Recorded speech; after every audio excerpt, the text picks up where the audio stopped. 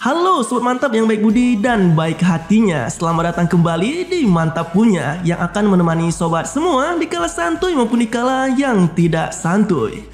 Banyak nih yang minta untuk kita lanjutkan kisah Yunjin pada film pertamanya. Buat yang belum nonton film pertamanya bisa cek di pin komentar ya. Dan inilah My Wife is a Gangster 2. Melanjutkan kisah Yunjin dari film pertamanya, kisah kali ini dimulai dengan diperlihatkannya pertarungan sengit antara dua kelompok gangster di atas gedung yang sangat tinggi. Salah satu dari kelompok gangster ini sendiri adalah kelompok gangster yang dikepalai oleh Yunjin.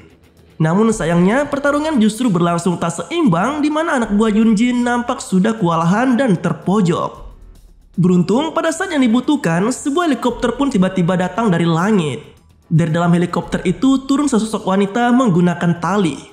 Wanita itu tak lain dan tak bukan adalah Yunjin sang ketua dari gangster gunting.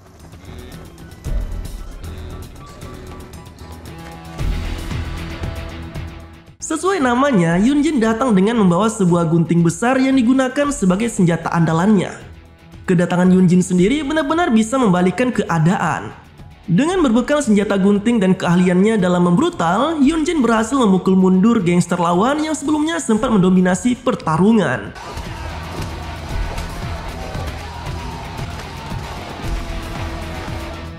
Sayangnya saat berada di atas angin, tiba-tiba saja muncul bala bantuan dari pihak lawan.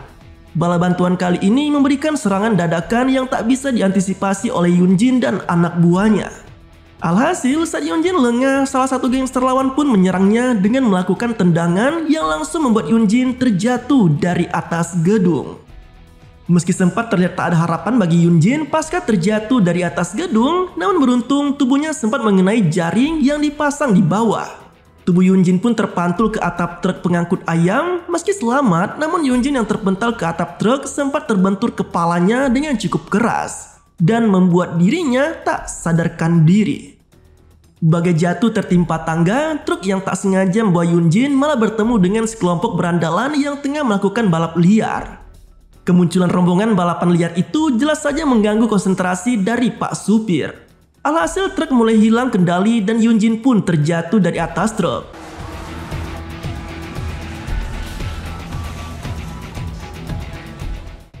Tak lama berselang muncul sesosok pria yang terlihat dalam keadaan setengah mabuk. Pria ini bernama Jae Seol. Ia lalu melihat tubuh Yunjin yang tergeletak tak berdaya di pinggir jalan. Merasa iba dengan kondisinya yang terluka parah dan juga dipenuhi dengan bulu ayam, Jae Seol lalu memutuskan untuk menolong Yunjin dengan membopongnya ke rumah sakit untuk diberikan perawatan intensif. Alih-alih membopong karena tak kuat dan juga masih setengah mabuk, akhirnya sang pria hanya bisa menyeret tubuh Yunjin dengan begitu santuy. Dan sial bagi Yunjin, dalam proses penyeretan tersebut, kepalanya lagi-lagi terbentur setumpuk batako yang ada di jalan.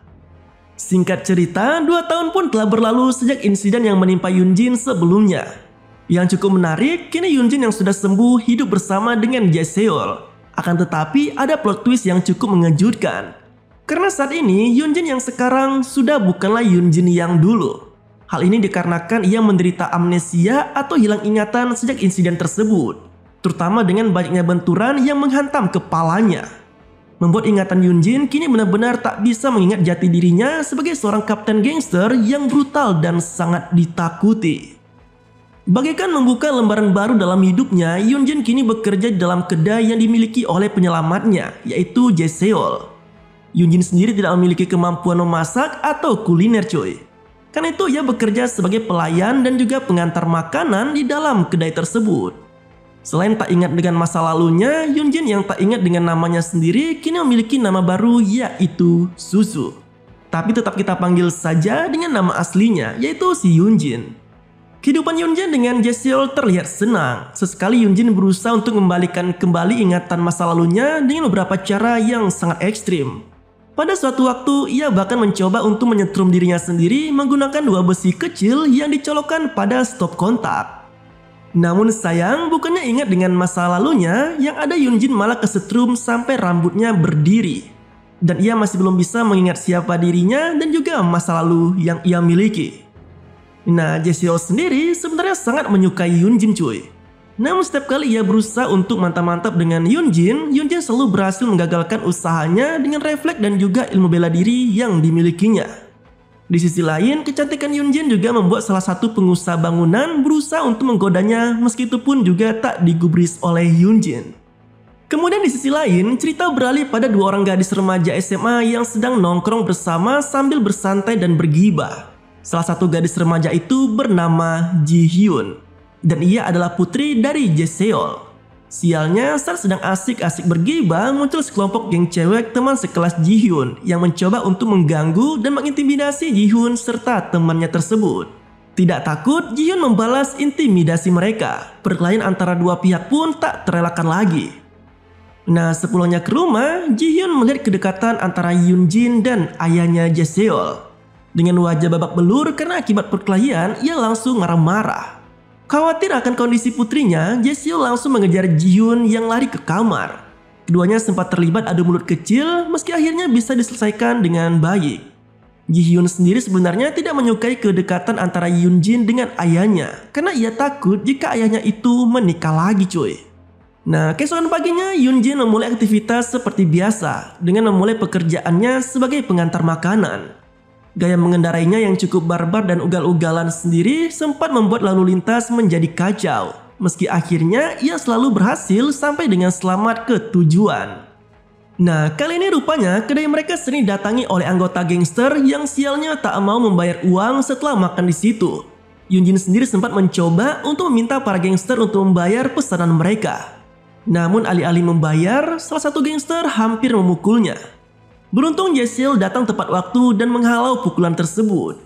Dengan gagahnya, Jaeseol lalu meminta para gangster keluar dari kedai untuk menyelesaikan perkara. Alih-alih memberikan pelajaran, ia rupanya bergaya sok keren hanya untuk memikat hati Yunjin. Karena di luar, ia malah meminta berdamai.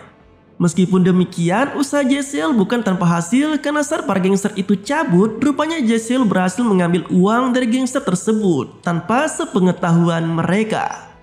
Beberapa saat kemudian, Yunjin yang sudah menyelesaikan tugasnya mengantarkan makanan lalu pergi ke sebuah bank. Di bank saat duduk, terlihat ia memandangi foto masa kecilnya bersama dengan kakaknya, meski ia sendiri tak ingat akan foto tersebut. Yang menarik, meski Yunjin kehilangan ingatannya, terlihat di sini ia memainkan gunting dengan sangat lihai, menunjukkan apabila keterampilannya sebagai ketua dari gangster gunting sebenarnya masih ada. Tiba-tiba muncul segerombolan penjahat bertopeng yang hendak merampok bank di mana Yunjin sekarang berada.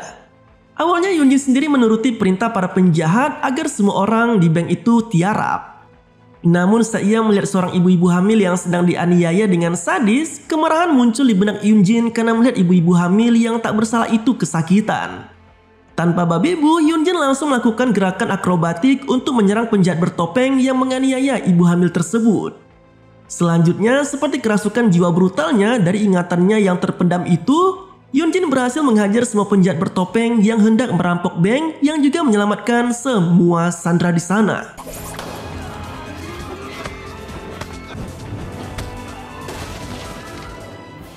Setelah puas membrutal menghajar semua penjahat, Yunjin kembali sadar dan ia pun cukup bingung dengan kemampuan bertarung yang ia miliki tersebut. Aksi pertarungan ciamik yang diberikan Yunjin sendiri rupanya terekam oleh CCTV bank. Sadar dirinya terekam, ia pun langsung melarikan diri dari tempat itu. Di sisi lain, rupanya anak buah Yunjin tidak tinggal diam selama 2 tahun ini cuy. Mereka telah berusaha untuk mencari lokasi dan juga keberadaan pemimpin mereka setelah insiden 2 tahun lalu. Sayang, meski sudah berusaha keras mencari keberadaan Yunjin, mereka masih belum bisa menemukannya. Hal ini terlihat dari peta kota yang telah ditandai menandakan para anak buah sudah mencari di beberapa bagian kota. Kembali ke Yunjin, kali ini ia datang ke sebuah perpustakaan umum. Di situ ia berusaha untuk mencari referensi mengenai bagaimana cara untuk mengembalikan ingatan yang telah hilang. Pada salah satu metode di buku, dituliskan apabila seseorang bisa mengembalikan ingatan mereka dengan tersambar petir. Meski terlihat konyol dan tak masuk akal, Yunjin tetap mencoba cara tersebut. Ia pun langsung pergi ke atas gunung di saat hujan lebat sambil mengenakan jas hujan. Di puncak gunung, ia lalu memegang rangkap payung dengan harapan petir akan menyambar rangkap payung yang ia pegang.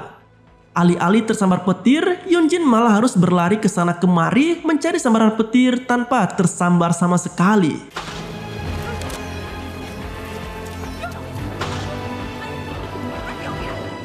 Pada pagi harinya terlihat rentetan mobil yang berjalan di jalanan. Rentetan mobil tersebut rupanya adalah kelompok geng hiu putih yang merupakan rival dari gangster yang dipimpin oleh Yunjin. Dari salah satu mobil keluar pemimpin dari gangster hiu putih dan juga anak buah kepercayaannya yang rupanya selamat dari insiden pembakaran di film pertamanya. Pimpinan hiu putih datang ke tempat tersebut untuk melakukan rapat. Di dalam rapat tersebut terkuak apabila rupanya beberapa gangster yang sebelumnya sering mampir ke kedai makanan Jaeseol dan Yunjin ternyata adalah bagian dari geng hiu putih itu. Nah, dari hasil rapat itu sendiri adalah untuk mencari tambahan biaya uang keamanan. Alhasil, kini gangster hiu putih langsung mencoba untuk mengancam beberapa toko agar mau menaikkan kontrak sehingga mereka memberikan uang keamanan secara rutin jika ingin usahanya tetap bisa berjalan. Di sisi lain, Ji-hyun yang baru saja bertikai dengan Yunjin karena melihat ayahnya mencoba bermesraan bertemu dengan geng cewek yang sempat menghajarnya. Karena hanya sendirian, ia pun tak berdaya. Beruntung tepat saat pemimpin geng cewek hendak merusak wajah Ji-hyun, tiba-tiba Yunjin datang sebagai penolong.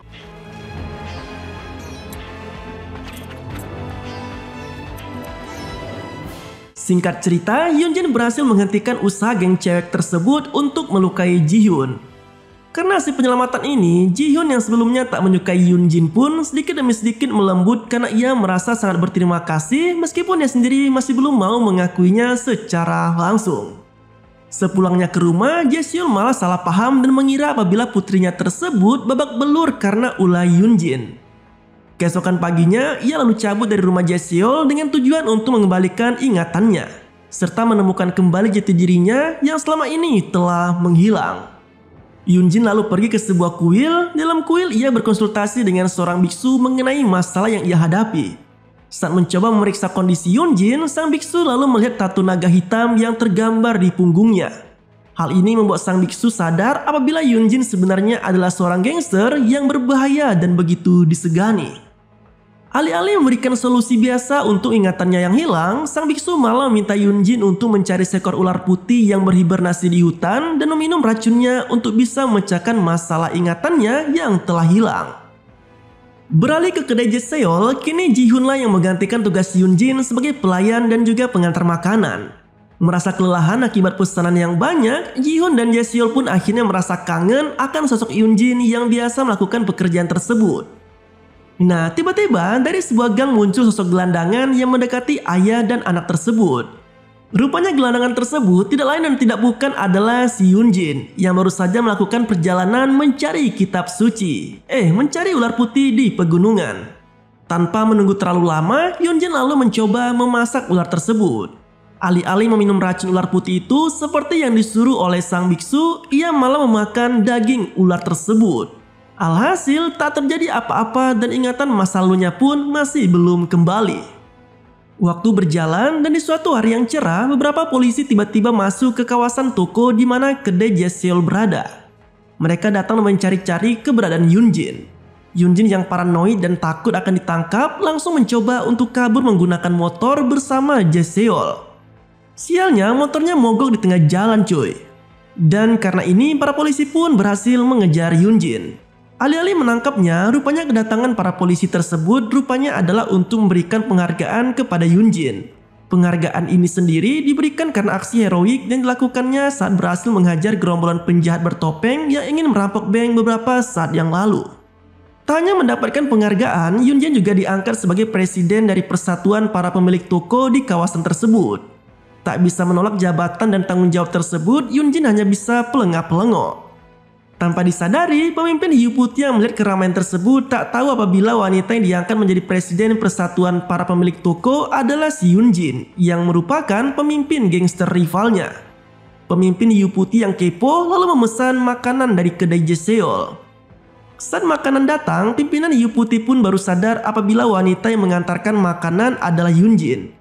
Merasa takut dan ketar-ketir, pemimpin hiu putih lalu mengirimkan anak buahnya yaitu Junman untuk memata-matai kegiatan dan juga memastikan apabila wanita yang berada di kedai Jaeseol benar adalah Yunjin. Junman sendiri langsung mencoba berbagai macam cara untuk bisa memastikan Yunjin adalah benar-benar pemimpin dari gangster gunting. Mulai dari membawa senjata gunting yang menjadi senjata trademark dari Yunjin, melakukan kor nyanyian bersama anggota gangsternya, sampai dengan melukis punggungnya dengan tato naga hitam seperti yang dimiliki oleh Yunjin. Lalu berdiri bertelanjangkan dada sambil hujan-hujanan di depan kedai Jeseol. Sayangnya step usaha yang lakukan Junman tidak berhasil dan malah membuatnya seperti orang bodoh. Alhasil Junman sendiri malah masuk angin gara-gara aksi bodoh yang ia lakukan tersebut. Lalu muncullah Seri yang juga merupakan teman Yunjin di film pertamanya. Seri sendiri datang ke kawasan tersebut dengan tujuan menjadi pelayan di sebuah kafe. Di malam harinya, Seri datang berkunjung ke kedai Jeseol dan menemukan Yunjin sebagai pelayan. Seri yang sadar apabila itu Yunjin lalu berusaha untuk mengingatkan temannya tersebut dengan gaya menggoda yang dulu pernah ia ajarkan pada temannya tersebut. Namun sayang usahanya tersebut juga tidak membuahkan hasil. Junman yang masih mengintai Yunjin dari luar harus mengalami kecelakaan karena Seri yang terjengkang dan tanpa sengaja memperlihatkan celana dalamnya. Kejadian ini membuat seseorang pengendara motor yang juga teralihkan perhatiannya menabrak Junman dan terpelanting ke sebuah kedai buah jalanan.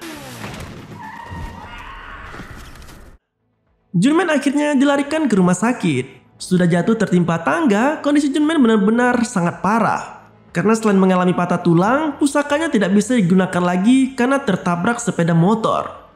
Pimpinan hiu putih yang salah paham mengira apabila kondisi anak buahnya tersebut karena ulah dari Yunjin. Sementara itu, Seri yang sudah sampai di rumah mengontak anak buah Yunjin yaitu Robocop dan mengabari apabila ia bertemu dengan pemimpin mereka. Namun meski bertemu, Seri bercerita apabila sikap Yunjin sangat aneh karena ia seperti tak mengenali dirinya. Tanpa menunggu terlalu lama, Robocop langsung menemui Yunjin di kedai Jeseol. Ia lalu memberikan informasi mengenai masa lalu sang bos lengkap dengan foto-foto pernikahannya dengan Kang Soil, yaitu suami Yunjin di film pertamanya. Semua orang di kawasan toko tersebut pun akhirnya mengetahui mengenai masa lalu Yunjin sebagai seorang bos gangster.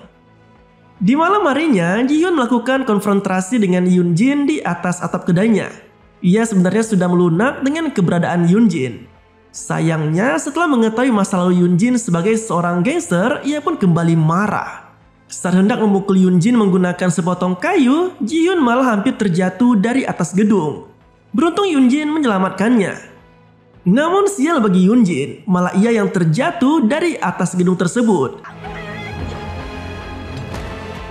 Meskipun demikian, jatuhnya Yunjin dari atas gedung memberikan sebuah keberuntungan. Karena benturan yang cukup keras membuat ingatan masa lalunya kembali sedikit demi sedikit. Dan ia pun bisa mengingat lagi mengenai siapa dirinya.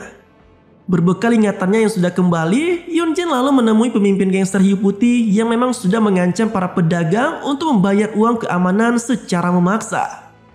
Perkelahian antara Yunjin melawan gangster hiu putih pun tak terelakkan lagi.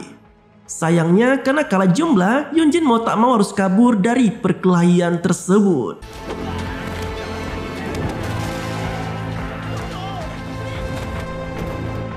Beberapa waktu kemudian, pimpinan hiu putih lalu memaksa Jeseol untuk datang ke kantornya agar mau membantu melaksanakan rencana yang telah ia persiapkan. Di sisi lain, gangster hiu putih juga menculik Ji-hyun. Yunjin sendiri saat ini sudah melakukan kontak lagi dengan anak buahnya. Belum sempat mengobrol lebih jauh, tiba-tiba sebuah telepon dari Jeseol masuk ke telepon Yunjin.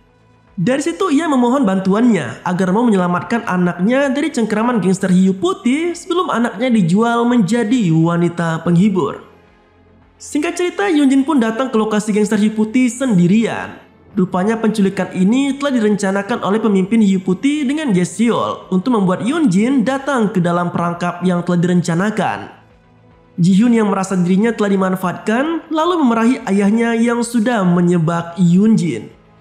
Aksi baku hantam pun terjadi antara Yunjin yang seorang diri melawan gangster hiu putih.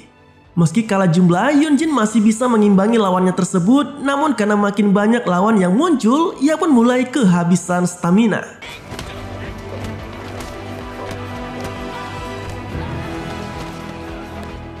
Saat Yunjin lengah, salah satu lawannya berusaha untuk menusuknya. Akan tetapi, Jeseol tiba-tiba datang sebagai penyelamat dan mengorbankan dirinya untuk menjadi tameng bagi Yunjin. Melihat Jeseol tertusuk, Yunjin semakin murka, berusaha untuk melawan balik mereka.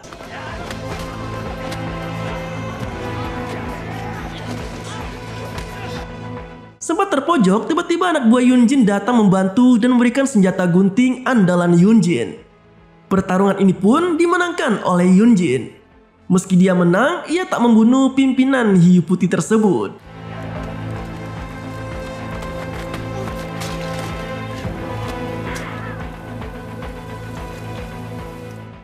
Kemenangan ini membuat kota menjadi damai dan juga tenang, di mana kini tak ada lagi gangster yang berusaha untuk memaksa dan mengancam para pedagang untuk membayar uang keamanan. Setelah itu, Yunjin pun pergi meninggalkan kawasan pertukuan tersebut bersama dengan Ji-hyun, yang memutuskan untuk mengikuti jejak Yunjin sebagai seorang gangster. Di akhir cerita, Yunjin dan Ji-hyun bertemu dengan gangster lawan yang juga seorang wanita. Keduanya pun lalu berduel di atas kargo.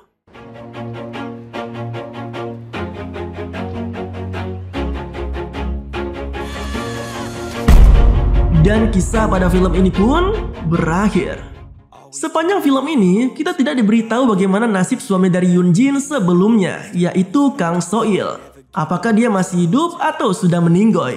Jika boleh berasumsi, mungkin saja Kang So-il sudah meninggoy pada film sebelumnya cuy. Karena kan Kang So-il udah jadi gangster tuh. Bisa saja dia terbunuh oleh pertarungan sengit di akhir film pertamanya. Ya, mungkin saja. Jadi mungkin itu aja untuk alur cerita kali ini. Terima kasih buat sobat yang sudah menonton video ini sampai habis dan tetap santuy. Sampai jumpa pada alur cerita selanjutnya.